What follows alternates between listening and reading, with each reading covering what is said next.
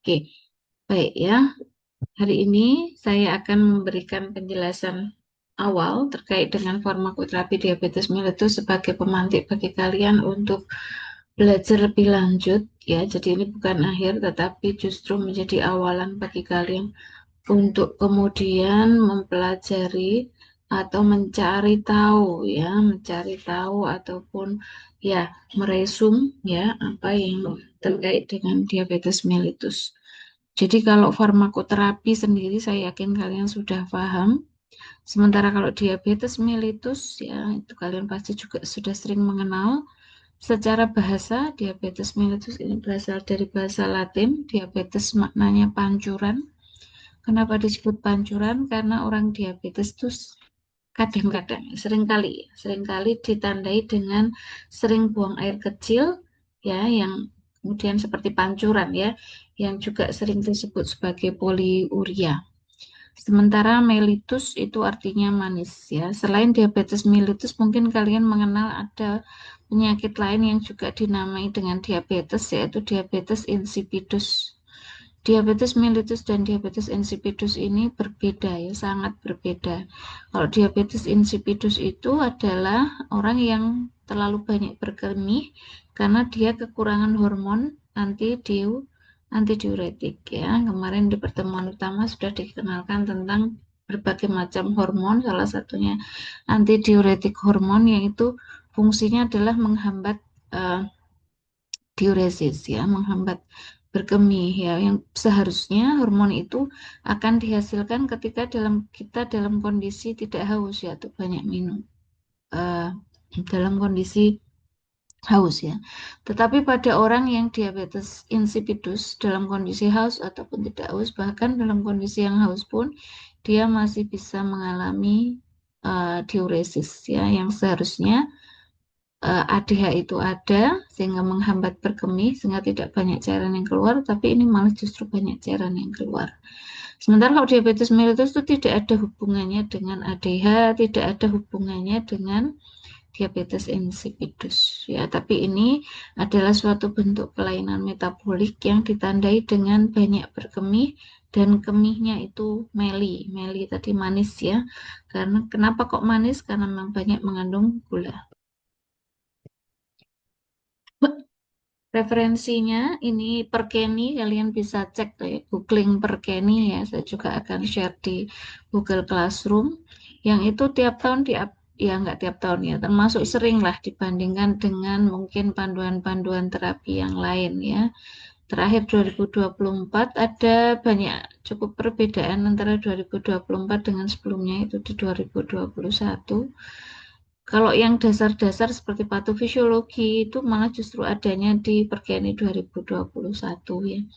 Di Perkeni 2024 sudah fokus ke bagaimana tata laksana saja ya. Kemudian juga ada pedoman dari American Diabetes Association, karena kenapa kok ini saya cantumkan, karena saya lihat Perkeni ini banyak merujuk ya. Banyak merujuk ke ada ya, barangkali kalian perlu tahu lah sanatnya gitu ya. Kalian perlu tahu asal usul ya, mungkin banyak ya, meskipun pastinya penyusun Perkeni juga melakukan penyesuaian-penyesuaian dengan kondisi yang ada di Indonesia.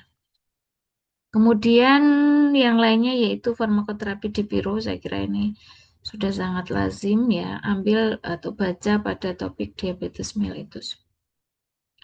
Baik, sebagaimana farmakoterapi kita akan mulai dengan epidemiologi. Epidemiologi ini garis besar aja bahwa pada prinsipnya diabetes mellitus itu growing. Growing itu bertambah terus ya.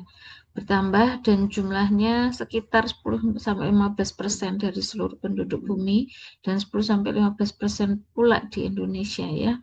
Tapi dari yang menarik ya dari penelitian yang ada dari Atlas Diabetes Atlas itu bahwa 3 dari orang yang mengalami DM itu tinggal di negara low and middle low country ya. Jadi justru di negara-negara yang miskin maupun negara-negara berkembang ya.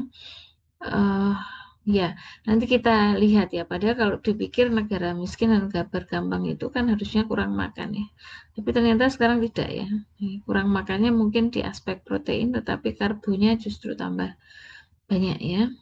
Dan kematian di eh, dunia maupun di Indonesia ini juga cukup cukup tinggi ya, 6 juta kematian di setiap tahunnya sekitar itu ya. Ini data di Indonesia kita lihat juga sangat growing, ya, sangat meningkat dengan angka range ya yang terdeteksi diabetes itu memang di sekitar 11% ya, 10 sampai 11%.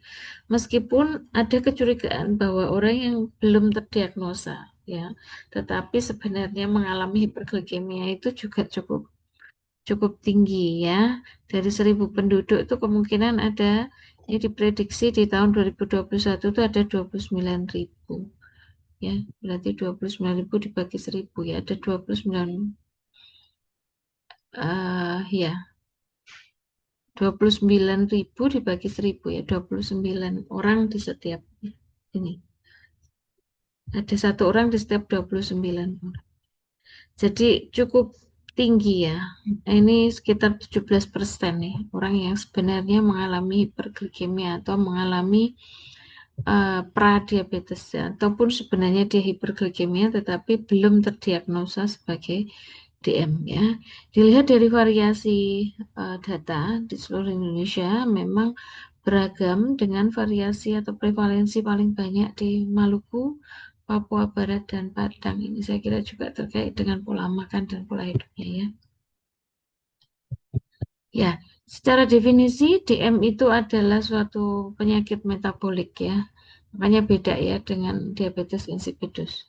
Penyakit metabolik yang ditandai dengan hiperglikemia dan penyebabnya itu berbagai macam ya. Penyebabnya berbagai macam ataupun melewati mekanisme yang bermacam-macam, diantaranya adalah kelainan sekresi insulin ya, kemudian penurunan kerja insulin ataupun eh, penurunan sensitivitas reseptor insulin ataupun kedua-duanya. Jadi bisa karena jumlah insulinnya yang kurang atau bisa juga karena insulin sebenarnya dari sisi jumlah cukup tapi dia resisten ya, jadi tidak bisa bekerja.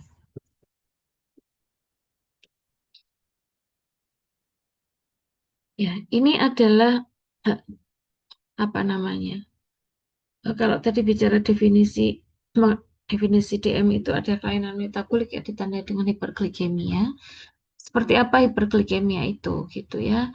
Seseorang bisa didiagnosis diabetes ketika dalam beberapa kali pemeriksaan HbA1c-nya senantiasa tinggi ya, lebih dari atau sama dengan 6,5. Sementara gula darah puasanya lebih dari atau sama dengan 126. Gula 2 jam postprandial, ini 2 jam postprandial itu gula darah setelah 2 jam setelah makan ya, itu lebih dari 200 ya. Tapi klasifikasi diabetes itu ditambah ada klasifikasi gejala ya. Ada pradiabetes ya. Seseorang bisa saja kadang-kadang mengalami hiperglikemia tidak, tetapi tidak terus-menerus ya. Nah, itu kategori prediabetes ya. Nah, pada kondisi prediabetes ini biasanya ya masih bisa diatasi tanpa obat dengan perubahan gaya hidup yang luar biasa ya. Nah, ini kalau normal ya mestinya gula darahnya kurang dari 100 ya.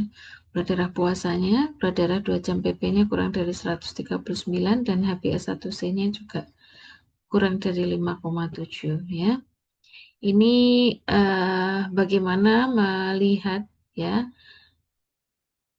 risiko ya, faktor risiko dari diabetes mellitus ya. Kita bisa hitung di sini misalnya ya. Misalnya kalian kan usianya kurang dari 40. Misalnya gendernya kalian laki-laki. Kemudian kalian punya riwayat diabetes mellitus. Misalnya orang tua kalian DM ya. Kemudian kalian ada hipertensi atau tidak? Misalnya tidak ada. Kemudian physically aktif misalnya tidak, nggak pernah olahraga gitu ya. Kemudian kalian BM-nya termasuk agak tinggi misalnya ya. 30 sampai 40. Kita bisa lihat seperti apa hasil dari faktor risiko DM ini. Maaf, ada yang belum terisi kah? Oh, usianya ya. Ya. Skornya 5 itu artinya high risk. Ya. Orang dengan skor faktor risiko 5 ke atas, maka dia seharusnya lebih sering ya melakukan screening ya, lebih sering melakukan screening. Sehingga nextnya apa gitu ya. Nih, nextnya adalah bahwa pasien ini memiliki risiko mengalami DM tipe 2 ya, kemudian perlu dilakukan pemeriksaan glukosa puasa dan HbA1c, kemudian harus dikonseling untuk melakukan modifikasi gaya hidup ya, diet, exercise dan mengurangi risiko. Kemudian ya seharusnya disarankan untuk dirujuk pada spesialis nutrisi ya supaya bisa diatur makannya gitu. Baik, kemudian saya akan lanjutkan tadi kaitannya dengan ya,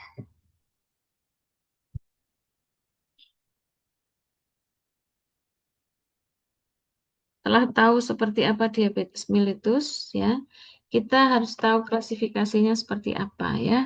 Maaf ini bukan 2015 ya, sampai 2024 pun masih ini ya klasifikasinya yang tercantum di Perkeni. Jadi Perkeni 2024 membagi klasifikasi menjadi tipe 1, tipe 2, gestasional dan tipe lain.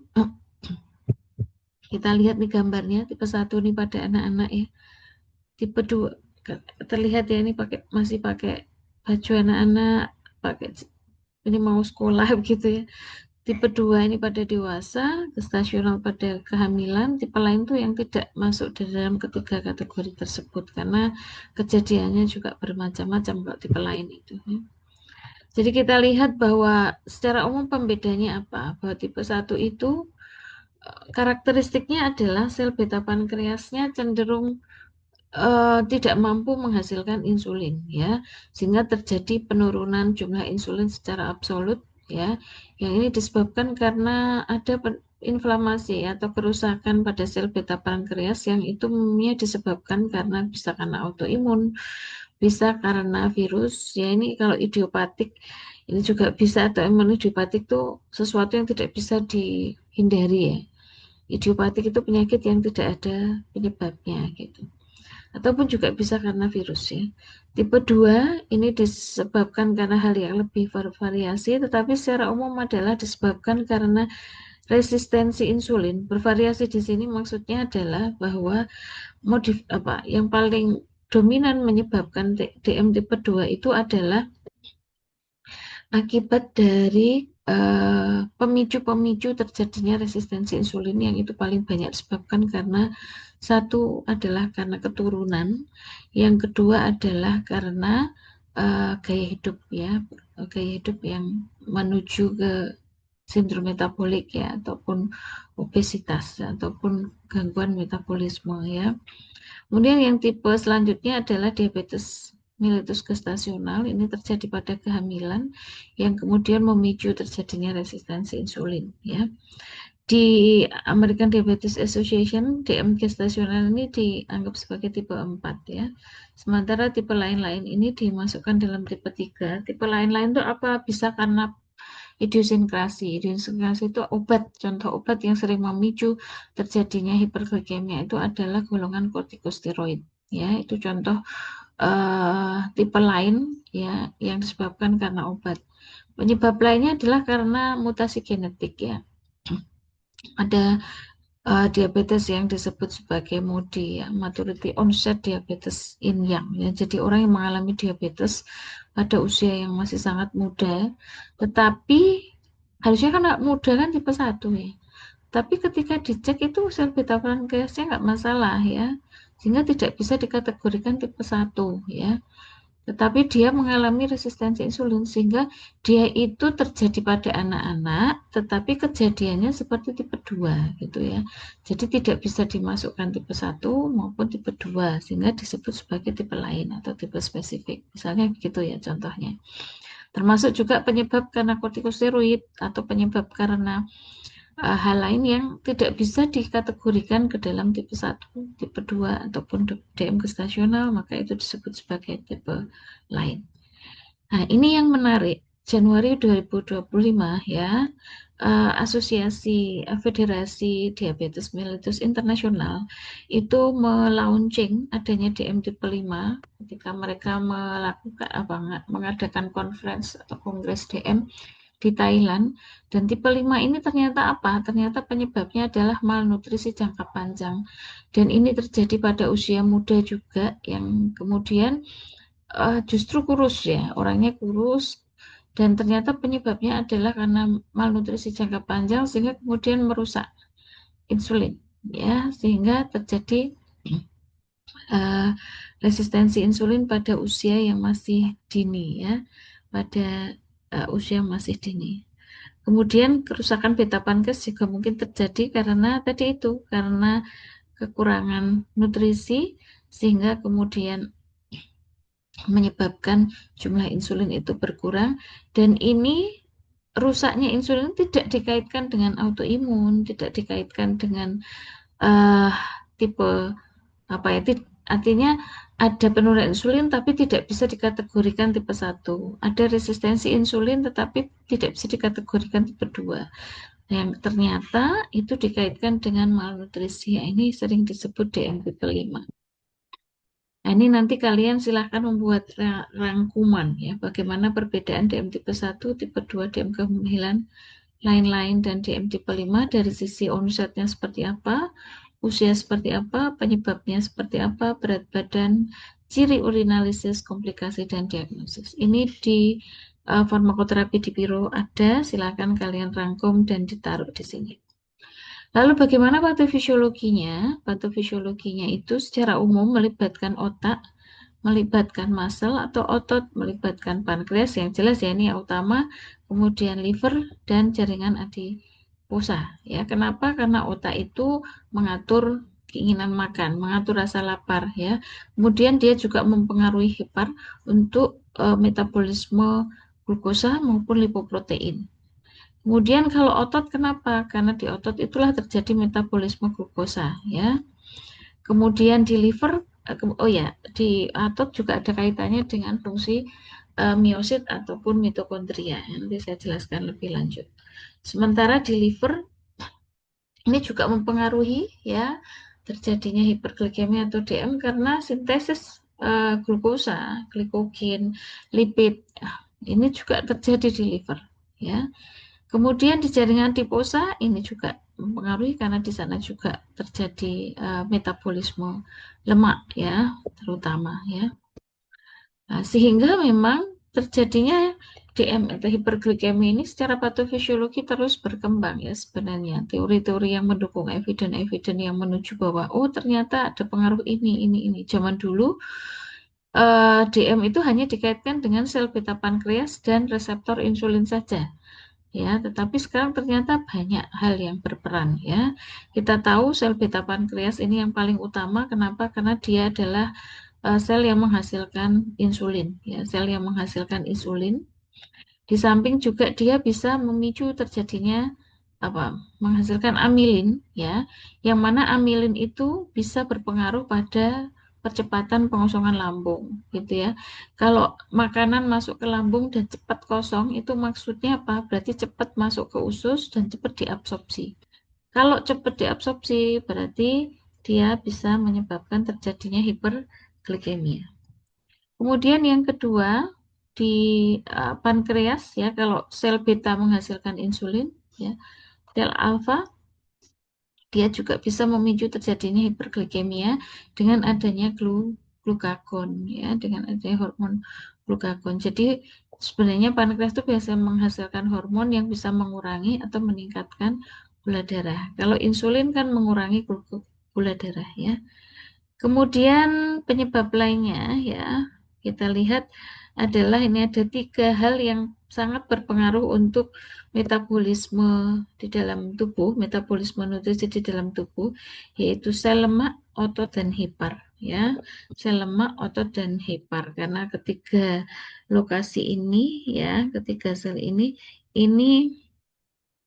ya bekerja di dalam sel lemak, meningkatkan lipolisis, ya, mengatur lipolisis, otot kaitannya dengan penggunaan glukosa dan glikogen, hepar meningkatkan glukosa. Ini penjelasan dari adiposit itu adalah sel lemak, hepatosit itu adalah sel hepar, dan miosit itu adalah sel otot, ya. Kita tahu bahwa adanya overnutrition atau makanan yang berlebih ini akan memicu adiposit, adiposa, jadi adiposa itu mengalami masalah gitu ya, mengalami inflamasi ataupun sampai menyebabkan terjadinya kematian, ya, yang itu akhirnya juga berpengaruh pada proses ini, ya, lipolisis, yang itu menyebabkan jadinya gliserol. Gliserol ini bisa masuk ke hepar, ya, yang kemudian bisa mengganggu, ya, memicu terjadinya gluconeogenesis.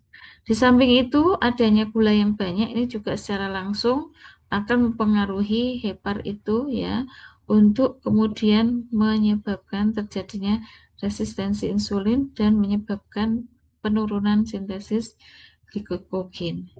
Overnutrisi itu juga bisa memicu terjadinya, ya, atau memicu sel-sel otot, ya, untuk menyebabkan terjadinya resistensi insulin, ya, kemudian mengurangi, ya, yang ini juga akan memicu penurunan glikogen, glukosa dan sebagainya, ya. Secara prinsip bahwa eh, hiperglikemia bisa terjadi ketika gula itu tinggi, ya.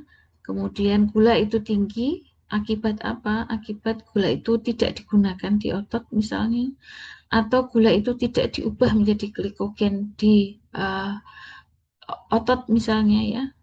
Atau maaf, glikogen tidak ubah, glukosa tidak diubah menjadi glikogen baik itu di hepar maupun di otot, ya. Kemudian juga bisa dirangsang oleh adanya lipolisis atau apa namanya, banyaknya lemak, ya, di jaringan adiposa, ditambah lagi juga dengan tadi itu tingginya glukosa juga sebenarnya bisa saja, ya, kemudian diubah menjadi lemak yang semakin memperbanyak jaringan adiposa. Kemudian otak, ya, ini berpengaruh pada kaitannya dengan kerja neurotransmitter yang memacu rangsang ingin makan ataupun lapar, ya.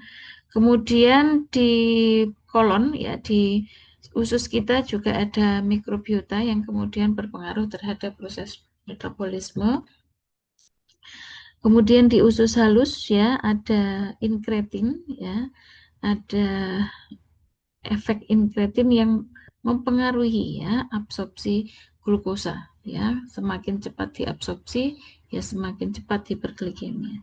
Kemudian di ginjal ini juga ada yang berpengaruh, yaitu SGLT2 yang mempengaruhi reabsorpsi glukosa.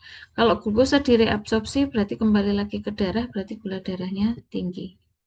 Ya, jadi memang kalau kita amati bahwa banyak sekali bagian-bagian tubuh yang berperan, misalnya di pankreas itu ada hormon insulin dan ada hormon kebalikannya insulin. Hormon kebalikannya insulin itu sering disebut counter regulatory hormon. Salah satunya adalah glukagon yang dihasilkan pankreas. Dua yang lainnya yaitu misalnya kortisol. Kortisol itu hormon counter regulatory juga. Jadi kalau kortisol tinggi, maka gula akan tinggi, sebagaimana glukagon. Kemudian di liver, ini kaitannya dengan bagaimana glukosa itu kemudian di metabolisme. Kalau glukosa banyak diubah jadi glikogen, nggak masalah, ya. Tapi kalau kemudian dia tidak diubah jadi glikogen, ya lebih tinggi gula darahnya. Kemudian di otot juga mempengaruhi karena semakin banyak otot itu bekerja, semakin banyak kebutuhan glukosa. Glukosa tidak perlu disimpan, ya, dia akan dipakai menjadi energi sehingga tidak menyebabkan hiperglikemia. Sel lemak juga begitu, mempengaruhi metabolisme lemak, lipolisis akan meningkat, ya, kalau banyak sel lemaknya. Kemudian di usus ini ada hormon GLP tadi, ya, inkretin tadi, ya, kerja inkretin. Gula darah akan tinggi ketika GLP-nya turun, ya, ada hormon GLP-nya turun, GIP-nya juga turun. Sementara enzim yang menghambat absorpsi glukosanya, uh, sebentar, kalau absorpsi glukosa itu meningkat, kan berarti gula darah menjadi tinggi. Kalau enzim ini justru menghambat, ya, menghambat. Jadi dia bagus efeknya, uh, alfa glukosidase inhibitor ya. AG itu alfa glukosidase inhibitor. Kalau ini ada, maka gula darah akan turun. Kemudian ada enzim DPP4. Ini juga ada di saluran cerna, yang mana kalau enzim DPP4 ini tinggi, maka hiperglik. Ya, ini bisa mengatur terjadinya. Jadi ini menyebabkan ya, enzim DPP4 inhibitor menyebabkan hiperglikemia. Ini maaf, yang enzim AG ini harusnya turun ya. Enzim AG ini harusnya turun ya. Kemudian ginjal, di ginjal tadi ya ada enzim SGLT2 namanya, yang mana fungsinya adalah meningkatkan reabsorpsi glukosa. Jadi kalau SGLT2 naik, maka terjadi peningkatan gula darah. Kemudian di otak ya ada peran bromokriptin yang sangat meningkatkan nafsu makan, yang memacu terjadinya metabolisme glukosa juga. Faktor lainnya adalah leptin dan grelin, ini yang juga memicu terjadinya sindrom metabolik dan resistensi reseptor. Leptin ini bisa menurunkan appetite ya, sementara kalau grelin itu meningkatkan appetite, di mana kita tahu bahwa grelin itu dihasilkan oleh usus, stomach ya, maaf, lambung, sementara eh, leptin ini dihasilkan oleh jaringan adiposa ya. Jadi ini bisa juga mempengaruhi terjadinya diabetes mellitus ya. Kita tahu bahwa sebenarnya kalau tidak hanya dilihat dari patofisiologi atau organ-organ yang berperan, tetapi kita tahu bahwa ada banyak hal juga yang memicu terjadinya resistensi eh, insulin ya, yang bisa memicu terjadinya resistensi insulin banyak sekali ya. Artinya ini penyakit-penyakit lain yang semakin memicu terjadinya resistensi insulin, mulai dari hipertensi ya, faktor sleep apnea ya, tidur yang tidak cukup oksigen ya, atau kesulitan bernapas ya, hiperglikemia dan seterusnya. Ini banyak sekali yang kemudian mempengaruhi terjadinya resistensi insulin. Oke, sehingga dari sini silahkan kalian coba baca di Perkeni 2021 ada, di farmakoterapi di Biro juga ada terkait dengan patofisiologi DM, dan silahkan kalian rangkum dengan sesuai dengan gaya belajar kalian, baik itu melalui video ataupun melalui gambar ataupun melalui ya, misalnya kalian bikin audio yang rangkum.